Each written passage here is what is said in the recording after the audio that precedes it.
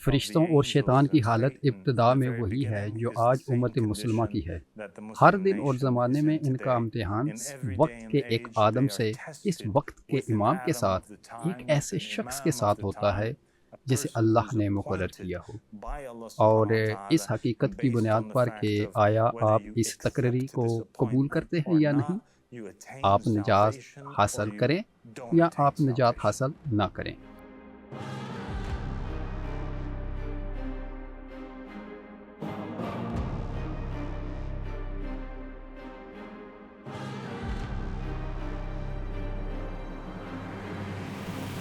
السلام علیکم ورحمۃ اللہ وبرکاتہ۔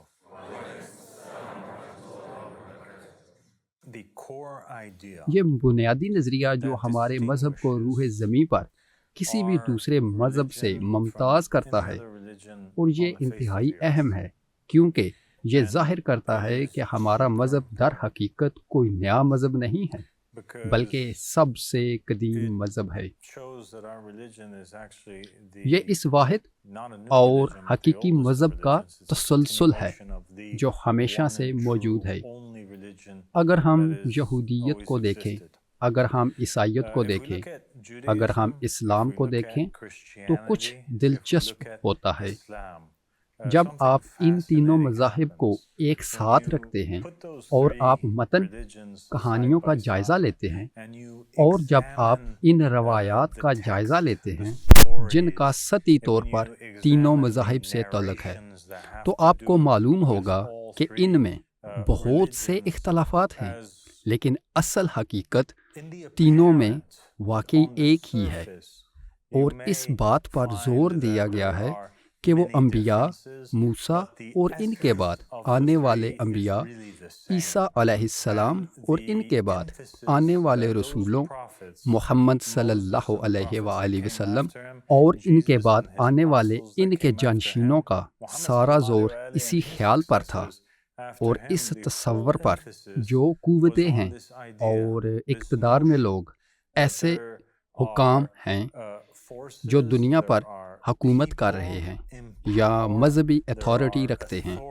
جو خدا کی طرف سے مقرر نہیں کیے گئے ہیں، اور ان کی پیروی کرنے والے سب کے سب ظلم و جبر میں شریک ہیں، اور جو لوگ ان کی پیروی کرتے ہیں اور ان کو قبول کرتے ہیں، ان کا انجام برا ہوتا ہے یا سزا بھگتنی پڑتی ہے۔ وہ لوگ جو فرعون، نمرود، جولیس سیزر، پونٹیس پیلٹ، یزید، ابو بکر اور عمر کو اپنا حاکم سمجھتے ہیں، وہ لوگ ہیں جنہوں نے شیطان کے اختیارات کو قبول کیا ہے، وہ خود ابلیس کے پیروکار ہیں۔ ان تینوں مذاہب میں ہمیشہ اس خیال پر زور دیا جاتا ہے کہ ہمیں اللہ کی اطاعت کی طرف واپس جانا ہے، اس شخص کو قبول کرنے کے ذریعے جسے خدا نے مقرر کیا ہے۔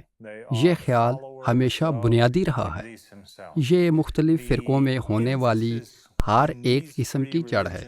چنانچہ جب بھی ان مذاہب میں سے کوئی ایک مختلف فرقوں میں تقسیم ہو جائے گا، وہ اس کے خیال کی بنیاد پر ٹوٹ جائے گا، اور اسی خیال کی بنیاد پر کہ اسلام میں کچھ لوگ ایک شخص کی پیروی کر رہے ہیں اور لوگوں کا دوسرا گروہ کسی دوسرے شخص کی پیروی کر رہا ہے۔ مثال کے طور پر یہ ایک معروف حقیقت ہے، اور ہم ہر نشست میں ہر وقت اس کے بارے میں بات کرتے ہیں، اور وہ بھی اس کے بارے میں خبروں میں باتیں کرتے ہیں کہ سنی مسلمان اور شیعہ مسلمان ہمیشہ ایک دوسرے سے تضاد رکھتے ہیں۔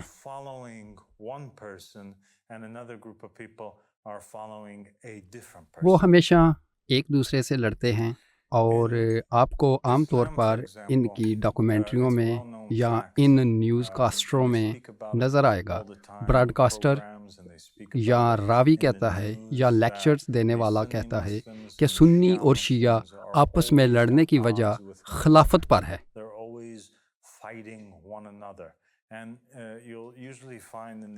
خلافت کا مطلب جانشینی ہے، تو پورا لقب خلافت، خلافہ، اس کا کیا مطلب ہے؟ یہ ایک عربی لفظ ہے جس کا مطلب ہے خلافت، خلیفہ انگریزی کے لیے خلافت ہے، یہ دراصل عربی کا غلط تلفظ ہے اور خلافت کا مطلب جانشینی ہے۔ چنانچہ سنیوں اور شیعوں کی ساری لڑائی اس خیال پر تھی کہ ان کے نبی کے جانشین ہونے چاہیے۔ ایک بار جب وہ چلا گیا، یہ خیال، یہ مذہب، یہ قوم جو اس نے بنائی ہے، اس کے بعد بھی جاری رہتا ہے۔ نبی صلی اللہ علیہ وسلم کے انتقال کے بعد یہ نہیں رکتا، اور یہ ضروری ہے کہ کوئی نبی محمد صلی اللہ علیہ وآلہ وسلم کی جگہ پر قدم رکھے۔ اور اس طرح آپ صلی اللہ علیہ وسلم کی وفات کے بعد آپ کے اصحابہ ایک گروہ تھا جنہوں نے آپس میں یہ فیصلہ کیا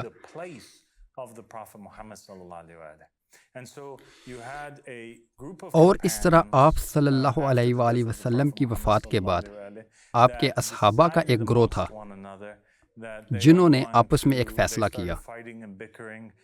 انہوں نے آپس میں لڑنا اور جھگڑنا شروع کر دیا کہ کون ہے جو محمد صلی اللہ علیہ وآلہ وسلم کا صحیح جانشین ہونا چاہیے۔ ایک گروہ نے کہنا شروع کیا کہ ہجرت کرنے والوں میں سے کسی کو چن لیا جائے، کیونکہ یہ وہی لوگ ہیں جو مکہ میں اصل میں رسول صلی اللہ علیہ وآلہ وسلم کے ساتھ تھے اور ہم شروع سے ہی ان کے ساتھ تھے، لہٰذا یقینی طور پر ہم میں سے ایک ہونا چاہیے۔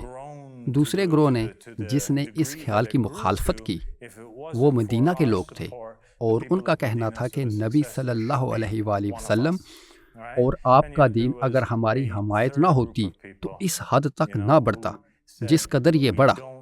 اہل مدینہ، لہٰذا جانشین ہم میں سے ہوگا۔ اور پھر بھی لوگوں کا ایک تیسرا گروہ تھا جس نے کہا کہ ہم کسی کو قبول نہیں کرتے سوائے اس کے جسے رسول صلی اللہ علیہ وآلہ وسلم نے نامزد کیا ہے، جس کو آپ نے منتخب کیا اور مقرر کیا، وہ ہے علی ابن ابی طالب۔ اور اس طرح یہ جنگ جو 1400 سال پہلے سنی اور شیعہ مسلمانوں کے درمیان شروع ہوئی اور آج تک پوری تاریخ میں جاری ہے، جہاں ہم مسلمانوں کا قتل عام کرتے ہوئے پاتے ہیں۔ یہ پختہ عقیدہ لوگوں کے ایک بنیادی گروہ کا تھا، جو بنیادی طور پر یہ تھا کہ انہیں نافذ کرنا ہے۔ ان کا ایک مذہبی فریضہ اور فرض یہ بھی تھا کہ وہ اس حکم کو برقرار رکھیں جو پیغمبر نے اپنا جانشین مقرر کرتے وقت دیا تھا، کہ ایک پیغمبر کے جانشین کی تقرری کسی بھی دوسرے حکم سے اعلیٰ تھا جو اس نے دیا تھا۔ اس قاعدے قانون، اس نصیحت جو رسول اللہ صلی اللہ علیہ وسلم کا یہ انتخاب تھا، ان کی نماز کے حکم سے زیادہ اہم تھا، روزے رکھنے یا حج کرنے کے حکم سے بھی زیادہ اہم تھا۔ یہ تقریباً مکمل مذہب تھا۔ کیونکہ پیغمبر محمد صلی اللہ علیہ وآلہ وسلم کے جانشین کو اب امت مسلمہ پر مکمل اختیار حاصل ہو، جو نبی چاہتے تھے، لیکن وہ اس کی مخالف سمت میں گئے۔ وہ بنیادی طور پر چیزوں کو واقعی خراب کرتے ہیں، وہ بھیڑ کو گمراہ کر سکتے ہیں۔ ایک چرواہا تھا جو جھوٹا چرواہا تھا، جو نہیں جانتا تھا، ایک اندھا چرواہا جو بات کرنے کے لیے تھا۔ جہاں ہم اس شخص کو پکڑے ہوئے ہیں جسے پیغمبر نے مقرر کیا تھا، اور آپس میں جھگڑنے لگے۔ یہی سب سے بڑی بحثیں ہونے لگی۔ وہ لوگ جو مہاجرین اور انصار تھے، آخر کار وہ اکٹھے ہوئے اور انہوں نے ابو بکر نامی ایک شخص کو رسول اللہ صلی اللہ علیہ وسلم کا جانشین تسلیم کر دیا۔ انہوں نے یہ تقرر انتخاب کے ذریعے کیا اور انہوں نے دعوے کو جائز قرار دینے کی کوشش کی۔ ان کا کہنا ہے کہ نبی محمد صلی اللہ علیہ وآلہ وسلم نے انہیں ایک دن نماز کی امامت کروائی، اور اس لیے نبی صلی اللہ علیہ وآلہ وسلم کے واضح طور پر یہ بیان کیے بغیر کہ ابو بکر ان کا انتخاب تھے، یہ ایک طرح سے واضح سامنے لاتے ہیں کہ آپ صلی اللہ علیہ وآلہ وسلم نے انہیں نماز کی امامت کروانے کا اشارہ کیا تھا۔ اور شیعہ وہ کہتے ہیں ہرگز نہیں۔ نبی کریم صلی اللہ علیہ وآلہ وسلم غدیر خم کے مقام پر ایک ایسے واقعہ میں اکٹھے ہوئے جو سنی راویوں اور سنی کتب احادیث میں بھی نقل کیا گیا ہے، جہاں نبی صلی اللہ علیہ وآلہ وسلم نے 70,000 لوگوں کے سامنے کھڑے ہو کر اور فرمایا جس کا میں مولا ہوں علی اس کا مولا ہے۔ اے اللہ، ان تمام لوگوں کا ولی ہوں جو علی کو اپنا ولی مانتے ہیں، اور میں دشمن مانتا ہوں ان تمام لوگوں کے لیے جو علی کو دشمن مانتے ہیں۔ انہوں نے کہا کہ پیغمبر کو وراثت چھوڑنے کا کوئی حق نہیں، اس کا کوئی حق نہیں کہ اس سے پہلے کسی نبی رسول نے میراث نہیں چھوڑی، اور جانشینی میراث کا حصہ تھی، اسی لیے اسے زمین چھوڑنے کا کوئی حق نہیں ہے، اسے کچھ چھوڑنے کا کوئی حق نہیں۔ پیغمبر اس دنیا میں آتے ہیں اور بغیر کچھ چھوڑے اس دنیا سے چلے جاتے ہیں۔ شیعوں کا دعویٰ ہے کہ یہ بالکل جاہل ہیں۔ قرآن پاک میں بھی لکھا ہے کہ حضرت سلیمان علیہ السلام کو داؤد سے وراثت ملی، اور کیا کیا؟ کیا وہ بادشاہی کے علاوہ داؤد سے وراثت میں ہیں؟ اور اسی طرح جانشینی کا یہ تصور لوگوں کے ایک گروہ کے ساتھ یہ زبردست بحث چھڑ گئی کہ پیغمبر اپنے جانشینوں کو مقرر کرتا ہے اور ہمیں ان کی اطاعت کرنی ہے اور ہمیں ان کو پیشوا لینا ہے۔ اس کے بعد ہمیں یہ حق نہیں ہے کہ ہم ان تمام لوگوں کو اپنے لیے منتخب کریں جو نبی کریم صلی اللہ علیہ وآلہ وسلم کے بعد آئیں گے، اور یہ کہ پوری ملت اسلامیہ اور تمام مسلمان ان افراد کی پیروی کرنے کے پابند ہیں۔ اور دوسرے لوگوں کا خیال تھا کہ جو لوگ نبی کے حکم کو چھوڑ دیتے ہیں وہ بدعتی ہیں، وہ ناصبی ہیں، وہ کافر ہیں، اور وہ کفر اور جھوٹے بت کی پرستش میں چلے گئے، اور ان کی حالت ایسی ہو گئی جیسے پہلے سے جاہلیت کی حالت۔ اور وہ تمام لوگ جنہوں نے محمد صلی اللہ علیہ وآلہ وسلم کے جانشینوں کو رد کیا، گویا انہوں نے محمد صلی اللہ علیہ وآلہ وسلم کو جھٹلایا، بلکہ یہ ایسا ہی ہے جیسے انہوں نے حضرت عیسیٰ علیہ السلام اور موسیٰ اور ہر ایک نبی اور رسول کو آدم تک واپس جانے تک رد کر دیا۔ لہٰذا یہ مسلم دنیا کے لیے ایک انتہائی اہم فیصلہ ہے کہ آپ کو ان دو اطراف میں سے کسی ایک پر متفق ہونا ہوگا۔ اگر آپ مسلمان ہیں اور آپ کو اسلامی تاریخ کے بارے میں کچھ معلوم ہے تو آپ کو خود بخود اس بات کا انتخاب کرنا ہوگا کہ آپ ابو بکر و عمر اور اس کے بعد آنے والے بنی امیہ بنی عباس کے پیروکار بنیں گے یا نہیں۔ اور یہ بھی عجیب ہو جاتا ہے جب ہم دیکھتے ہیں کہ جو لوگ اس طرف تھے وہ کہتے ہیں کہ نہیں، نبی صلی اللہ علیہ وآلہ وسلم نے کوئی جانشین نہیں چھوڑا، ہم لوگ اس قابل ہیں کہ خلیفہ خود منتخب کریں، اور ابو بکر کے بعد خلیفہ منتخب کرتے ہیں، اور جو بھی بعد میں آئے وہ یوں ہی چلتا ہے، لیکن نبی خود انتخاب نہیں کر سکتا۔ خیر آخر کار یہ ہوا کہ ایک خاندان نے مسلم قوم کی قیادت کی باغ دوڑ اپنے ہاتھ میں لے لی، جو شروع میں ہی مشہور خاندان تھا، جو رسول اللہ صلی اللہ علیہ وسلم کے خلاف برسر پیکر تھا، اور وہ ابو سفیان کا خاندان ہے، جسے ابو سفیان اسلام کا دشمن کہا جاتا ہے۔ ابو سفیان اسلام کا دشمن، یہ ان تمام لوگوں کو معلوم ہے جو مسلمان ہیں اور جنہوں نے ان ابتدائی لڑائیوں کی تاریخ پڑھی ہے جو رسول اللہ صلی اللہ علیہ وآلہ وسلم کو کفار کے خلاف لڑنی پڑی۔ ابو سفیان نے پیغمبر اسلام سے جنگ کرنے کے بعد یہ اس کا بیٹا معاویہ تھا چند سال بعد، جس نے امام علی علیہ السلام کے خلاف ایک بہت بڑی جنگ اور بغاوت کی قیادت کی، اور اس کا انجام ابو سفیان کا بیٹا معاویہ ہے جو علی ابن ابی طالب علیہ السلام کے قتل کا ذمہ دار ہے۔ ابو سفیان کا پوتا معاویہ کے بعد یزید خلیفہ بنتا ہے، اور وہ رسول اللہ صلی اللہ علیہ وسلم کے نواسے الحسین کا ایک قتل کا ذمہ دار ہوتا ہے۔ تو اب آپ کے پاس یہ دو لکیریں ہیں، جو ابھر رہی ہیں، ان لوگوں کی ایک لکیر جو اسلام کے پرانے دشمنوں کی پیروی کر رہے ہیں، جو اب سچے مسلمان ہونے کا دعویٰ کر رہے ہیں، اور وہ رسول اللہ صلی اللہ علیہ وسلم کے داماد چچا زاد بھائی کے خلاف لڑ رہے ہیں، محمد صلی اللہ علیہ وآلہ وسلم اور پیغمبر محمد کے نواسے سے۔ کچھ ایسا جو روز روشن کی طرح واضح نظر آئے گا۔ بلا شبہ رسول اللہ صلی اللہ علیہ وسلم کا خاندان نہیں، نبی صلی اللہ علیہ وسلم ان کو قتل ہوتے دیکھنا پسند نہیں کریں گے۔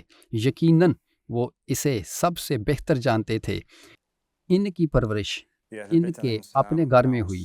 در حقیقت امام علی علیہ السلام اور فاطمہ الزہرا کا سلسلہ نسب یہ واحد نسب ہے جس کے ذریعے نبی اکرم صلی اللہ علیہ وسلم نے کوئی اولاد چھوڑی ہے۔ اہل البیت علیہ السلام نے اب پیغمبر اکرم صلی اللہ علیہ وآلہ وسلم کی وفات سے لے کر امام مہدی علیہ السلام کے دور تک تقریر کرنے، مجالس منعقد کرنے، شاگردوں کو تعلیم دینے، درس دینے اور تبلیغ دینے میں گزارا۔ حقیقت یہ ہے کہ وہ مظلوم تھے، کہ یہ وہ لوگ تھے جنہیں خدا نے اختیار دیا تھا، یہ وہ لوگ تھے جن کے نام رسول اللہ صلی اللہ علیہ وسلم کی وصیت میں درج تھے، کہ آپ نے بستر مرگ پر یہ خواہش کی تھی کہ میں یہ نام لکھوں، اور آخر کار انہوں نے ان ناموں کی تحریر کو مکمل کیا۔ چند راتوں کے بعد سانہ جمعرات پر اصحاب کی طرف سے روکے جانے کے بعد نبی اکرم صلی اللہ علیہ وسلم کے اہل خانہ کو یکے بعد دیگر قتل کر دیا گیا۔ تبلیغ کرتے ہوئے اور امت مسلمہ سے اپیل کرنے کی کوشش کی گئی کہ وہ ان کا ساتھ دیں اور ان کی پیروی کریں، کیونکہ وہی حقیقی جانشین ہیں۔ اور انہوں نے قرآن، بائبل اور تورات کا حوالہ دیتے ہوئے کافی وقت صرف کیا اور اپنے معاملے کو پیش کرنے کی کوشش کی کہ یہ بدعت نہیں ہے، یہ کوئی ایسی چیز نہیں ہے جو بدعت تھی، یہ کوئی نئی چیز نہیں ہے، یہ وہ چیز تھی جو ہمیشہ سے تھی۔ انہوں نے آدم اور ممنوع درخت کی کہانی اور تخلیق کی ابتدا کا حوالہ دیا اور بتایا کہ کس طرح فرشتوں کو خود گروہوں میں تقسیم کیا گیا، جس کا سامنا اسلام میں داخل ہونے والے کو کرنا پڑتا ہے، اور وہ انتخاب آدم کو سجدہ کرنے یا آدم کو سجدہ نہ کرنے کے درمیان ہے۔ جن لوگوں نے آدم کو سجدہ نہیں کیا، جنہوں نے اللہ کے انتخاب کو قبول نہیں کیا، وہ شیطان اور اس کے ساتھ اس کی نسل میں سے ہیں، اور جنہوں نے آدم کی تقرری یعنی خدا کی تقرری کو قبول کیا وہی حقیقی انسان ہے، آدم کی اولاد ہیں، اور جنہوں نے آدم کی تقرری کو رد کیا انہیں باغ عدن سے نکال دیا گیا اور ان پر خدا کی لعنت نازل ہوئی۔ اور جن لوگوں نے قبول کیا ان سے ابدی زندگی کا وعدہ کیا گیا، اور وہ خدا کی رحمت اور اس کی نجات سے گرے ہوئے ہیں۔ چنانچہ اہل البیت علیہ السلام نے فرمایا کہ فرشتوں اور شیطان کی حالت ابتدا میں وہی ہے جو آج امت مسلمہ کی ہے۔ ہر دن اور زمانے میں ان کا امتحان وقت کے ایک آدم سے اور اس وقت کے امام کے ساتھ ایک ایسے شخص کے ساتھ ہوتا ہے جسے اللہ نے مقرر کیا ہو، اور اس حقیقت کی بنیاد پر کہ آیا آپ اس تقرری کو قبول کرتے ہیں یا نہیں، آپ نجات حاصل کرتے ہیں یا نہیں۔ جب ہم تورات میں جھانکتے ہیں اور عبرانی بائبل میں دیکھتے ہیں تو ہمیں کیا ملتا ہے؟ ہم وقتاً فوقتاً ایسے افراد پاتے ہیں جنہیں اللہ تعالیٰ نے اپنے جانشین مقرر کیے تھے، اور ہم نے بہت سے مواقع پر ساؤل اور سیموئیل کی کہانی کے بارے میں بات کی ہے، اور کس طرح بنی اسرائیل نے خدا کو یہ تجویز کرنا چاہیے کہ خدا ان کے لیے ایک بادشاہ مقرر کرے۔ شروع میں خدا بہت ناراض ہوا اور ان سے ان کے محض تجویز کے برابر قرار دیا کہ وہ ایک بادشاہ مقرر کریں یا بنی اسرائیل پر ایک نئی طرز حکومت بنائیں، حالانکہ وہ اس کے پاس واپس جا رہے تھے اور اس کی پسند کا مطالبہ کر رہے تھے۔ یہ محض تجویز تھی۔ انہوں نے کہا کہ خدا نے ان سے بہت بڑا غصہ اٹھایا، اور اس نے سموئیل کو بتایا کہ سموئیل کا لوگوں پر ایک رہنما کے طور پر رد نہیں تھا، بلکہ یہ خود ان کا رد تھا۔ چنانچہ خدا عبرانی بائبل میں رسول کے رد کو اس کے رد کرنے کا برابر قرار دیتا ہے۔ Repeat again, repeat. رسول کے رد کو ان کے رد کرنے کے برابر قرار دیتا ہے۔ لہٰذا اگر ہم محمد کے خاندان کو رد کرتے ہیں، اگر وہ محمد کے حقیقی جانشین ہیں، تو ہم سبحان و تعالیٰ کو رد کر رہے ہیں۔ اگر ہم وقت کے امام یا پیغمبر یا رسول کا انکار کرتے ہیں جسے خدا نے مقرر کیا ہے، تو ہم اس کا بھی انکار کر رہے ہیں۔ ہماری حالت ابلیس جیسی ہے اگر ہم اس تقرری کو مسترد کرتے ہیں۔ ٹھیک ہے، چنانچہ ہم گزرتے ہیں اور ہمیں معلوم ہوتا ہے کہ خدا نے سموئیل علیہ السلام کو، جو ایک نبی ہیں، ساؤل کو مقرر کرنے کی ہدایت دیتے ہیں۔ ساؤل پہلا بادشاہ تھا۔ ہم قرآن مجید میں دیکھتے ہیں کہ خدا فرماتا ہے کہ میں زمین پر خلیفہ بنا رہا ہوں، بے شک میں خدا زمین میں جانشین بنا رہا ہوں۔ تو وہی ہے جو جانشین مقرر کرتا ہے، یعنی شروع سے ہی۔ یہ توریت میں جو کچھ ہو رہا ہے اس کے مطابق ہے۔ توریت کی توجہ کس چیز پر ہے؟ اسرائیلیوں پر۔ کون بھٹکتا ہے؟ جو خدا کے تقرر کو چھوڑ دیتے ہیں، جو موسیٰ کو چھوڑ دیتے ہیں اور وہ سنہری بچھڑے کی پوجا کرتے ہیں۔ وہ لوگ جو سموئیل کو چھوڑ دیتے ہیں اور وہ حکمرانی کی نئی شکل تجویز کر رہے ہیں۔ وہ لوگ جو ساؤل کے مقرر ہونے کے بعد اگر ساؤل کو چھوڑ دیں تو وہی باغی ہیں اور وہی شیطان ہیں اور وہی گمراہ ہیں۔ بعد میں کیا ہوتا ہے؟ یہودی بیانیہ کے مطابق ساؤل کے خدا کی نافرمانی کرنے کے بعد کیا ہوتا ہے؟ خدا ساؤل کی جگہ لے لیتا ہے اور وہ بھی سموئیل کے ذریعے ساؤل کا جانشین مقرر کرتا ہے، اور وہ ساؤل سے کہتا ہے کہ وہ اس سے بادشاہی چھین لے گا اور وہ داؤد کو مقرر کرے گا۔ بعد میں کیا ہوتا ہے؟ خدا داؤد کو ہدایت دیتا ہے کہ کس کو مقرر کرنا ہے، سلیمان علیہ السلام کو۔ تو یہاں آپ کے پاس اسرائیل کی بادشاہیت ہے۔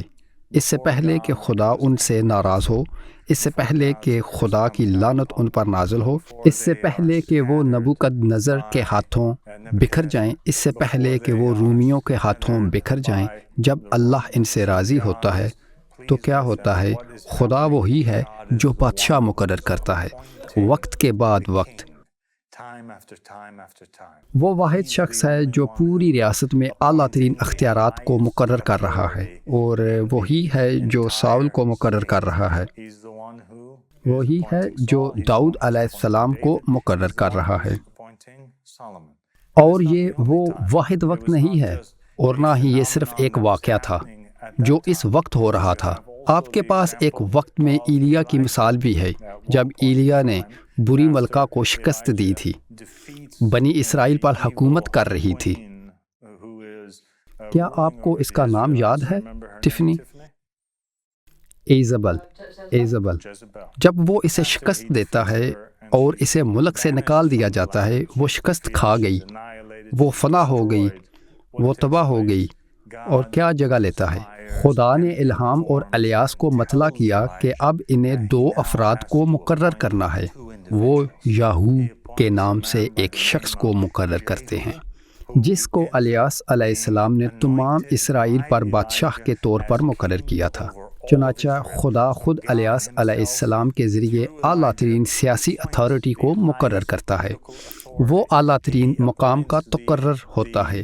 وہ ایک بار پھر اسرائیل کے بادشاہ کو مسخر کر رہے ہیں، اور وہ الیاس علیہ السلام کو بھی مطلع کرتا ہے کہ وہ الیشا کو اپنے جانشین مقرر کریں، اور الیاس علیہ السلام یشع کے پاس جاتے ہیں اور وہ بنیادی طور پر ان سے کہتے ہیں کہ وہ ان کی پیروی کریں، اور وہ اپنی دستار اتارتے ہیں اور یشوع کے کندھے پر رکھ دیتے ہیں، اور یشوع کو حضرت الیاس علیہ السلام کے جانشین کے طور پر تاج پہنایا جاتا ہے۔ اور مثالوں کی تعداد جو ہمارے پاس موجود ہے وہ تقریباً لا تعداد ہے۔ خدا کی طرف سے حابیل کی قربانی کو قبول کرنے اور قابیل کے پیشکش کو رد کرنے کے تمام راستے یسوع مسیح کے زمانے تک، جہاں بنی اسرائیل پر خدا کی لعنت نازل ہوتی ہے اور وہ بکھرے ہوئے ہیں اور ہیکل کو تباہ کر دیا گیا۔ یہ سب اس لیے کہ وہ اس بادشاہ کو مسترد کرتے ہیں جسے خدا نے مقرر کیا تھا۔ God's curse comes down upon the Israelites and they are scattered. اس وقت بنی اسرائیل ایک جھوٹے بادشاہ کی پیروی کر رہے تھے جسے خدا نے بنی اسرائیل پر مقرر نہیں کیا تھا، اور وہ بھی قابضوں، حملہ آوروں، رومیوں کی پیروی کر رہے تھے جو اس وقت زمین پر قابض تھے، اور انہوں نے یسوع مسیح کو رد کر دیا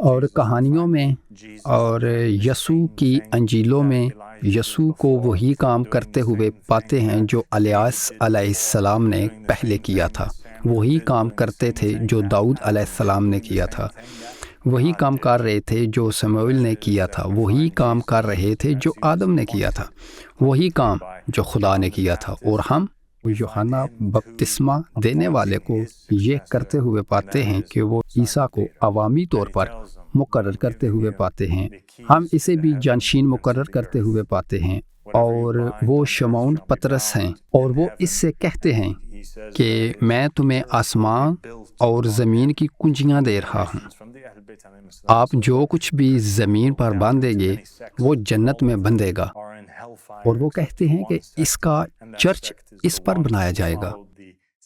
اور اہل البیت علیہ السلام سے روایت ہے کہ عیسائی بہت سے فرقوں میں بٹ گئے، سب کے سب جہنم میں ہیں سوائے ایک فرقہ کے، اور یہ وہ فرقہ ہے جس نے حضرت عیسیٰ علیہ السلام کے جانشین کی پیروی کی، اور وہ ہیں شمعون پطرس۔ پس جانشین کی پیروی کا یہ خیال اللہ سبحانہ و تعالیٰ نے اپنی سنت بنا دیا کہ اللہ سبحانہ و تعالیٰ اپنی سنت کبھی نہیں بدلتا۔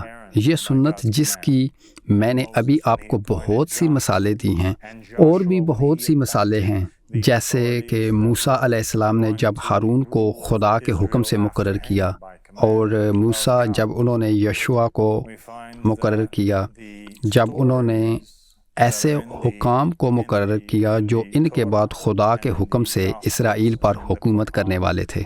ہم دیکھتے ہیں کہ تورات، انجیل اور قرآن میں جو کہانیاں ہیں وہ سب اس خیال پر زور دے رہی ہیں کہ ہمیں اس وقت خدا کے نور کی پیروی کرنی ہے، اور ہر ایک امام، ہر ایک نبی، ہر ایک نائب کی وفات کے بعد یہ کوششیں، یہ واقعی سیاہ شیطانی کوششیں ہیں جو اس کے بعد کسی کی پیروی نہ کرنے کے جواز کے لیے کی جاتی ہیں۔ وہ کہتے ہیں لیکن نبی اکرم صلی اللہ علیہ وسلم نے فرمایا کہ وہ آخری نبی ہیں، ان کے بعد کوئی نبی نہیں ہے، اور یہ لفظ حالانکہ یہ نبی محمد صلی اللہ علیہ وسلم کے لیے ایک سچا لفظ ہے، اور وہ آخری نبی اور رسول تھے جو براہ راست خدا کی طرف سے بھیجے گئے تھے۔ یہ برا بیان ہے، یہ بیان برا ہے کیونکہ اس کا مقصد ہی برا ہے، وہ مقصد جسے وہ استعمال کر رہے ہیں۔ اس کے لیے جیسا کہ امام علی علیہ السلام نے فرمایا، کلمہ حق کے باطل اس سے مطلوب ہیں۔ انہوں نے اس خیال کو ختم کرنے کی کوشش کی کہ محمد صلی اللہ علیہ وآلہ وسلم کے بعد، ان کے بعد کوئی بھی جانشین آئے گا، ہمیں اب محمد صلی اللہ علیہ وآلہ وسلم کے خاندان میں سے کسی کی اطاعت نہیں کرنی پڑے گی، اور ہم نے یہی کوشش یسوع مسیح کی موت کے بعد ہوتے ہوئے دیکھا۔ ظاہر میں اس کی مصلوبیت اور منظر سے ان کی غیر موجودگی ہے۔ ہم نے کیا ہوتے ہوئے دیکھا؟ ہم نے دیکھا کہ عیسائیوں نے اس خیال کا پرچار شروع کر دیا کہ نہیں نہیں نہیں، یہ سچ نہیں ہے، صرف وہی چیز جو یسوع نے کہا کہ وہ اپنے بعد روح القدس بھیجے گا، بس یہی ایک چیز ہے جس کی ہمیں پیروی کرنی چاہیے۔ تو آپ کے پاس مسلمانوں کا کہنا ہے کہ اب ہمیں صرف قرآن کی پیروی کرنی چاہیے، صرف وہی چیز جو عیسائی کہہ رہے تھے کہ اب ہمیں اس کی پیروی کرنی چاہیے جو روح القدس ہے۔ قرآن کیا کہتا ہے؟ قرآن ایک ایسی کتاب ہے جو ان تمام مختلف لوگوں کے ہاتھ میں ہے جو مختلف پس منظر سے آئے ہیں، جن میں مختلف قسم کی تعلیم اور مختلف نظریات اور مختلف قسم کی شخصیات اور انا اور پس منظر ہیں، اور ان میں سے ہر ایک قرآن کی مختلف تشریح کرتا ہے۔ مغرب میں ایسے لوگ ہیں جو ایک آیت کی تفسیر ایک چیز کے لیے کر رہے ہیں، اور مشرق میں وہ لوگ ہیں جو اسی آیت کی تفسیر کسی اور چیز کے لیے کر رہے ہیں۔ اور پھر اس مسئلے کے درمیان 600 لوگ فتویٰ دیتے ہیں جو سب ایک ہی آیت کے بارے میں ہے۔ ان سب کی تشریح بالکل مختلف انداز میں کی جا رہی ہے۔ یہاں بھی ایسا ہی ہوتا ہے، یہ بالکل وہی چیز ہے۔ کیا آپ کا یہ خیال ہے کہ روح القدس تمام عیسائیوں کے ساتھ ہے؟ جو کوئی بھی یسوع مسیح کو قبول کرتا ہے، روح القدس ان کے ساتھ ہوتا ہے۔ لہٰذا جو کچھ ان کے دل میں ہے، جو کچھ بھی خدا انہیں کرنے پر مجبور کرتا ہے، جو کچھ وہ محسوس کرتے ہیں، وہ کر سکتے ہیں۔ کیا یہ خوبصورت خیال ہے؟ یہ کافی حد تک شیطانی خیال ہے۔ یہ ایسا ہی ہے جیسے آپ لوگوں سے کہہ رہے ہیں صرف اپنے آپ کی پیروی کرو، لہذا پیروی نہ کریں۔ ہر کوئی اپنے نفس کی پیروی کرے، کسی اور کی پیروی نہ کرو۔ جب وہ یہاں تھے تو تم نے یسوع مسیح کے لیے زبردست تابعداری کی، اب وہ چلے گئے ہیں، اس کی فکر نہ کرو، اور جو کچھ تم کرنا چاہتے ہو وہ کرو جیسا کہ تم پہلے کر رہے تھے۔ ارے مسلمانوں، آپ کے پاس 360 خدا تھے اور انہوں نے جس کو چاہا اس کی پیروی کی۔ یہ بہت اچھا عمل ہے۔ اب یہ کافی ہے کہ آپ میں سے ہر ایک پہلے کی طرح آگے بڑھ سکتا ہے اور آپ قرآن کو لے سکتے ہیں، اور آپ میں سے ہر کوئی قرآن کی پیروی کرتا ہے۔ یہ آپ کے اور آپ کے اللہ کے درمیان ہے۔ تو آپ کے پاس وہ عیسائیوں کا گروہ ہے جو یہودیوں کا گروہ ہے، وہ مسلمانوں کا گروہ ہے، وہ آپ کے پاس لوگ ہیں جو کہتے ہیں کہ ہم میں ایسا کرنے کی اہلیت نہیں ہے کیونکہ ہم نافرمانی کریں گے۔ روح القدس ہر ایک عیسائی پر نہیں ہو سکتا کیونکہ تمام عیسائی ایک دوسرے سے اختلاف رکھتے ہیں۔ یہ شخص انہیں بتا رہا ہے کہ یہ صحیح طریقہ ہے۔ آپ کے پاس ہزاروں مختلف فرقے پیدا ہو رہے ہیں، آپ ان میں سے ہر ایک دوسرے سے اختلافات رکھتے ہیں، اور یہاں تک کہ عیسائی قوموں کے خلاف اٹھ کھڑی ہوئی ہیں۔ تو سب کیسے سچے ہو سکتے ہیں؟ یہ ناممکن ہے کہ روح القدس دنیا کے تمام مختلف حصوں میں مسیحوں کو مختلف طریقوں سے اور ایک ہی آیت کے مختلف تفسیروں سے متاثر کر رہا ہے۔ یہ ایسے کام نہیں کرتا، اور وہی بات جو قرآن کے ساتھ ہوئی، یہ ممکن نہیں ہے۔ دوسری طرف ہم کیا کہتے ہیں؟ ہم اسی طرح کہتے ہیں جیسے شیعہ کہتے ہیں، اور ہم کہتے ہیں جیسے سنی عیسائیت کے بارے میں کہتے ہیں کہ ہاں، عیسیٰ نے کہا کہ میں تسلی دینے والا بھیجنے والا ہوں، اور وہ اپنے بعد روح القدس بھیجنے والا تھا، اور ہم یقین رکھتے ہیں کہ اس نے روح القدس بھیجا۔ اور یسوع نے کہا کہ خدا آپ کو ایک اور تسلی دینے والا بھیجے گا۔ ایک اور تسلی دینے والے کا مطلب کیا ہے؟ اس جیسا کہ اور وہ ایک جسم میں آیا تو دوسرے کو بھی انسانی شکل میں جسم میں آنا ہے، اور ہم سمجھتے ہیں کہ وہ شخص محمد کی ذات میں آیا، کیونکہ حضرت عیسیٰ علیہ السلام کے بعد صرف محمد ہی وہ شخص ہیں جو یہ کہتے ہوئے آگے آئے کہ وہ خدا کی طرف سے آئے ہیں۔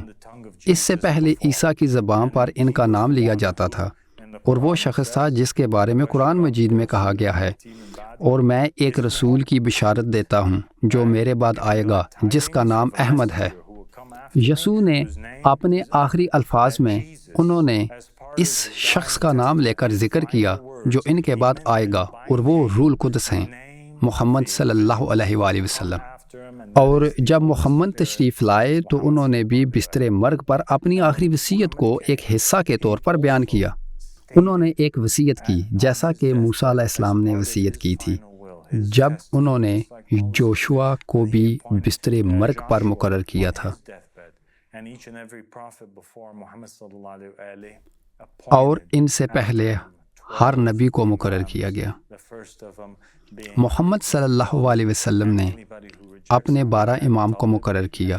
ان میں سے سب سے پہلے علی ابن ابی طالب ہیں، اور جو کوئی علی ابن ابی طالب اور ان کے بعد آنے والے ائمہ کا انکار کرے تو وہ وہی ہے جو آدم کو جھٹلانے میں شیطان کی پیروی کرتے ہیں، اور جنہوں نے ہر ایک نبی اور رسول کو ہر دور میں جھٹلایا۔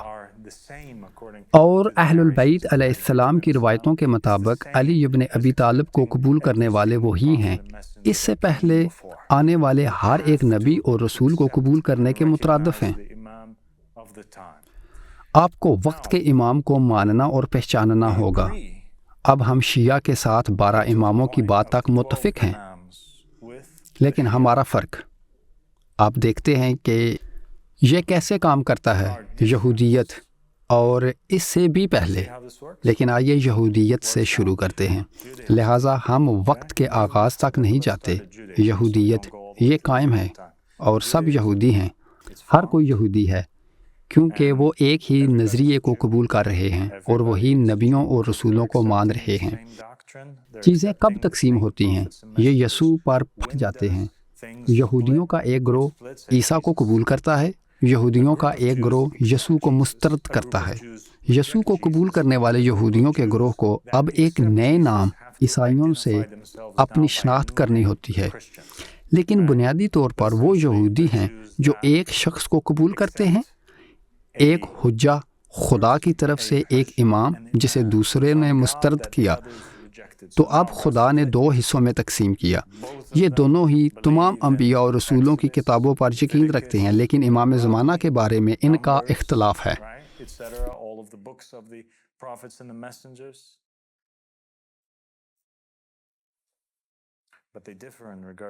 اور وہی بات جاری ہے، عیسیٰ جاری رہتے ہیں اور وہ جاری رہتے ہیں، وہ اس وقت تک جاری رہتے ہیں جب تک کہ وہ محمد صلی اللہ علیہ وآلہ وسلم کی ذات کے پاس نہیں آتے۔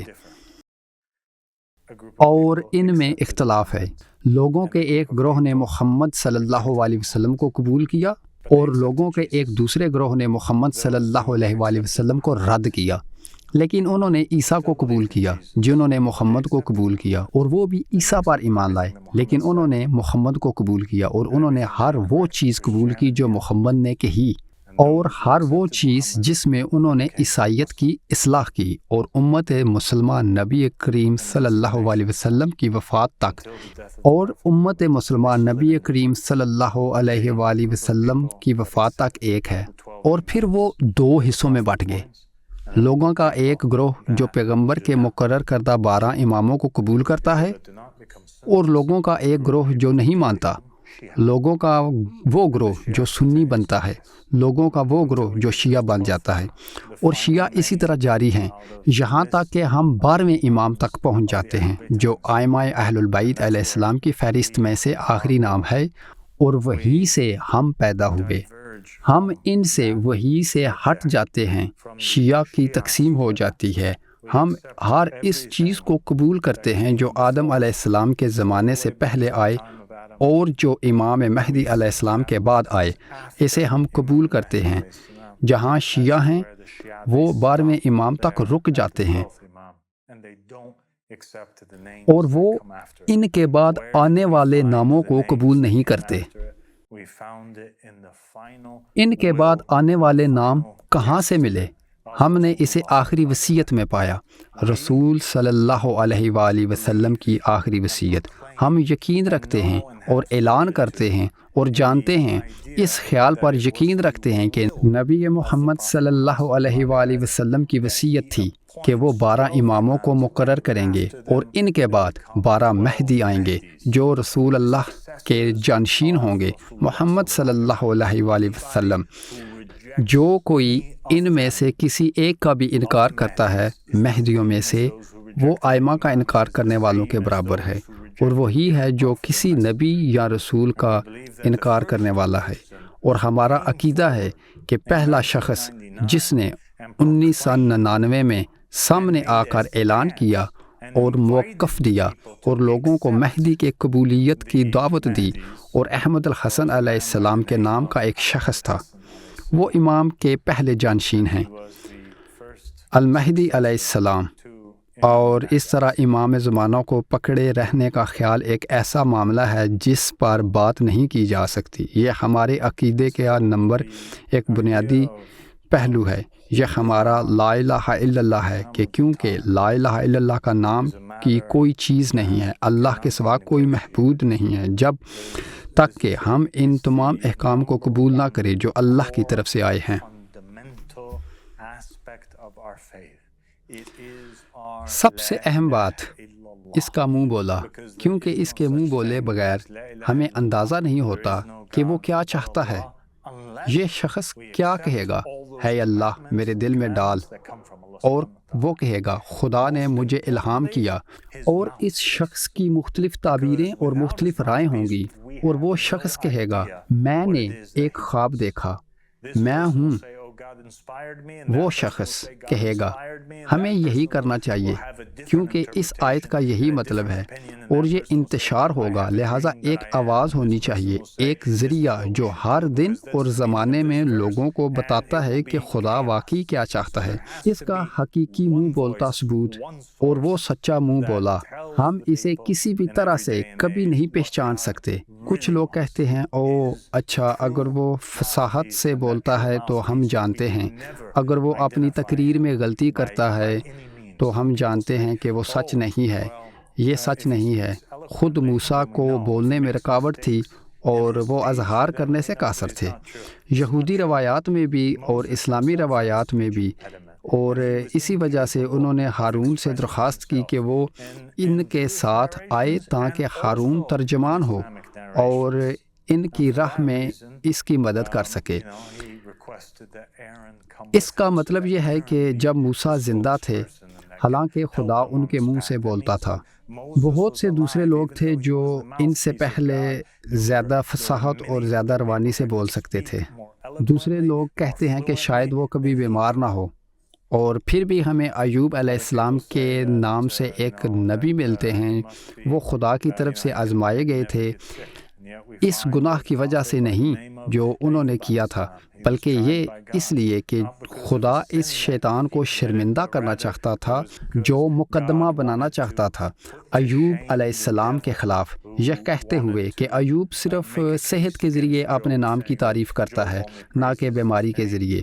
کوئی راستہ نہیں، کیونکہ اہل البیت علیہ السلام نے فرمایا امام زمانہ کو ان کی ظاہر سے نہیں جانا جاتا، کہ وہ اپنی ظاہری تخلیق سے نہیں جانے جائیں گے، جس طرح سے نظر آتا ہے، طرز عمل سے نہیں پہچانا جاتا، تم نہیں جان سکتے، وہ صرف وصیت سے جانا جاتا ہے۔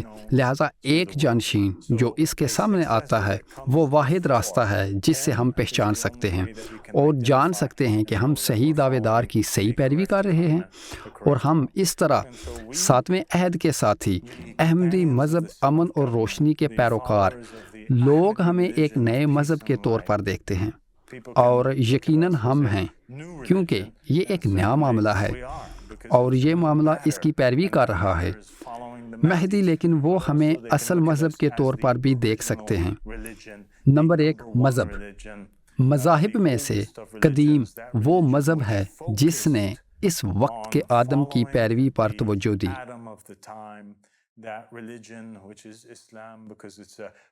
وہ مذہب جو ہر دن اور وقت کے امام ہیں، جو اسلام ہے، کیونکہ یہ سجدہ اور اطاعت کا مذہب ہے۔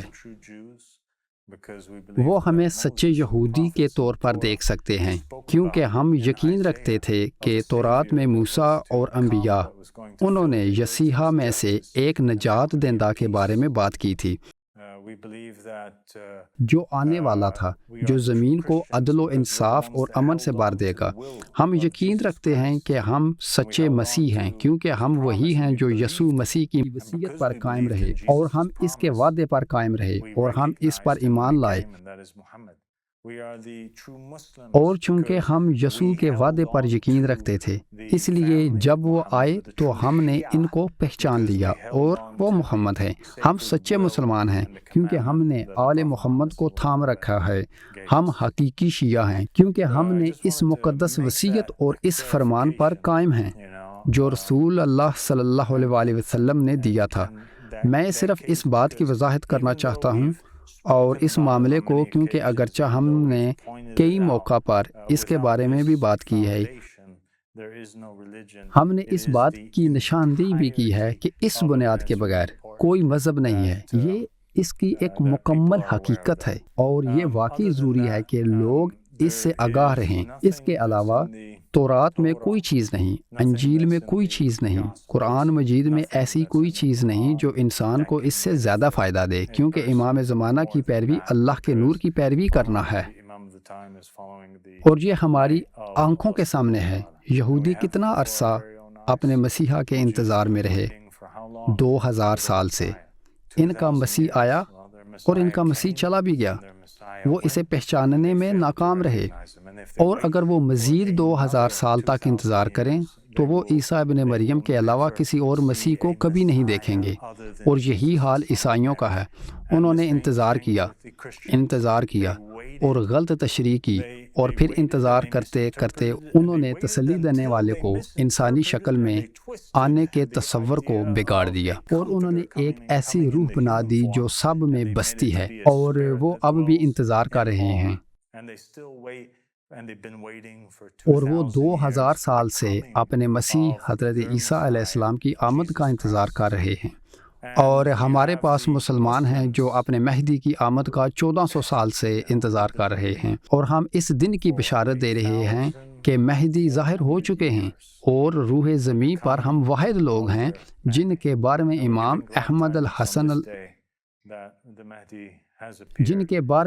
محمد ابن الحسن العسکری علیہ السلام ہمارے ساتھ ہیں، اور وہی ہیں جنہوں نے مجھے آگے بھیجا، اور انہوں نے احمد الحسن علیہ السلام کو بھیجا تاکہ اعلان کریں، خوشخبری دیں، رستہ ہموار کریں، اور اللہ کے سچے دین کی تبلیغ کریں، اور وہ دین ہے اللہ کی حاکمیت، اور خوشخبری ہے ان سب کے لیے جنہوں نے یہ پیغام سنا۔ اور ہم اللہ سبحانہ تعالیٰ سے سب کے لیے ہدایت کی دعا کرتے ہیں۔ السلام علیکم ورحمۃ اللہ وبرکاتہ۔